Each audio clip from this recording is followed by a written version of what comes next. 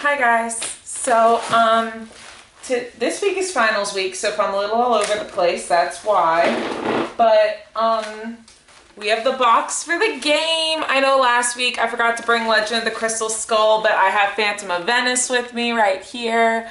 I'm probably gonna do what I did last time. It might just be a picture of the box, maybe me not holding it. But yeah, I'm doing pictures of the boxes this time, guys, because then you can look at it and you can go buy it.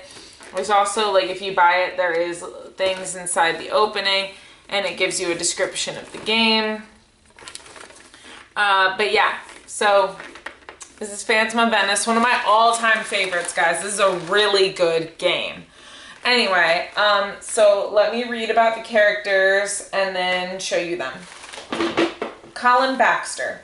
Colin is restoring the Conestoga for very little money. Even though he's one of the best in his field, he claims to love art and works for near nothing because it is his passion. His job allows him to gain access to valuable artifacts. Would he steal the treasures and sell them on the black market? I'm going to butcher this. I'm not Italian. Please tell me if I say it wrong. La Contessa Margherita Fahlberg. I don't know if it's pronounced Contessa or whatever it is. I'm so sorry if I said it wrong.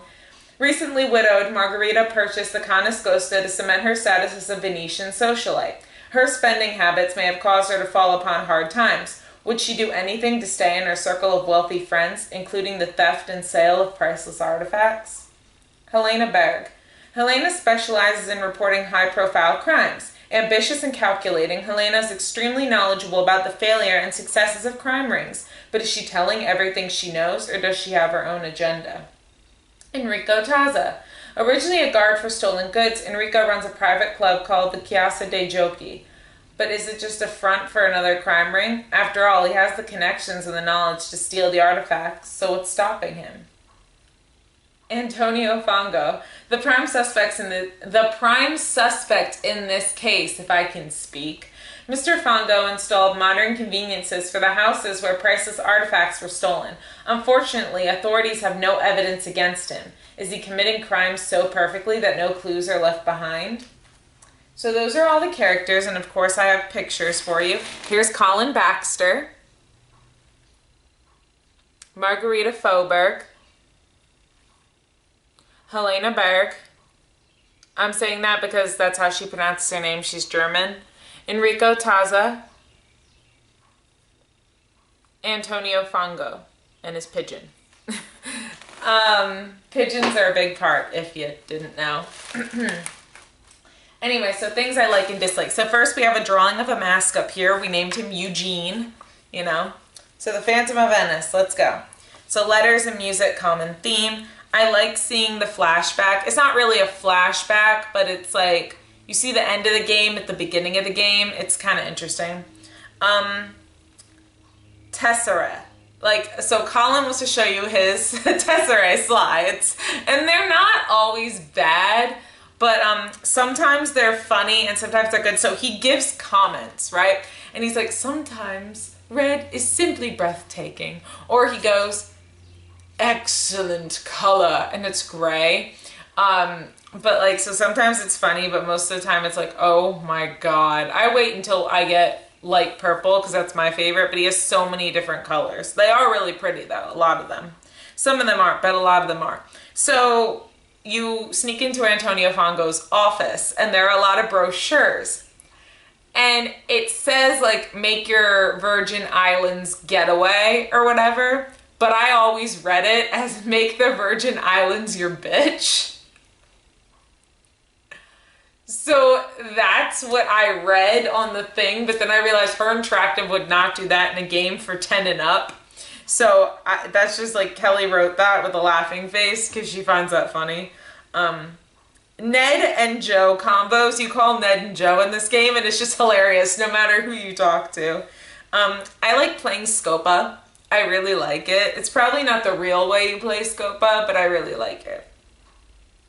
Nancy's bathroom talks. So when Nancy uses the bathroom in games, sometimes she says certain lines, and they're usually like Easter eggs from past games. Dancing. I like doing the dancing puzzle. You're supposed to dance in a cat suit, long story short. Fango I don't like how the pager keeps going off and we have to keep watching Fongo. It gets a little old after a while. Zumbas. So there's a part where you're supposed to steal a sapphire and there are these security things and they look like Zumbas. So that's why Kelly put them with the laughing face. They're so, like, they catch you when, like, you're not even in view. It's like bullshit sometimes. Colin leaving. I'm really upset when Colin leaves because even though he's kind of a temperamental artist type, I do actually like his character. I like the stakeout. The stakeout's a lot of fun. You have to know you're Italian though. Water puzzle. I don't like the water puzzle at the end of the game. If you get there, you'll know what I'm saying. It's a waste of time. I like tracking the culprit though. That's a lot of fun because you got to find out where they are and you got to go around the whole map. The ending cutscene I really like, where she's talking to us and like all that other stuff. Awards, bloopers are hilarious as always, and Bernie shows up from the last game. And the trailer for a game that's okay. It's not one of my most favorites, but I will show you. And yes, the culprit is named at the bottom. So I'm going to show you Eugene. First, there's Eugene, the mask. And then, there we go. So I'll show you the smiley faces.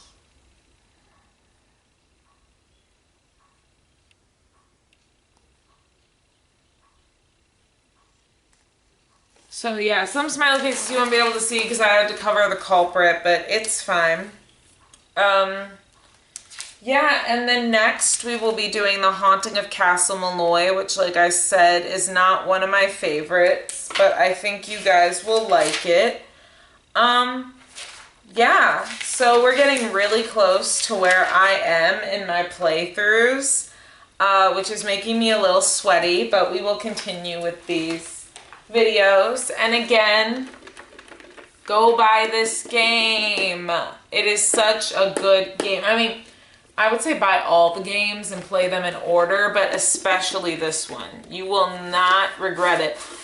Also, on her interactive websites where I read the character bios, these games are only $9.99. That's a great deal. And again, I am not sponsored.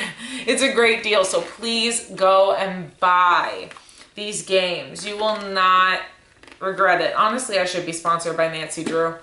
Go ahead, buy these games. Also, Nancy Drew just came out with a new game, Mystery of the Seven Keys in Prague. Yes, I have not played it yet.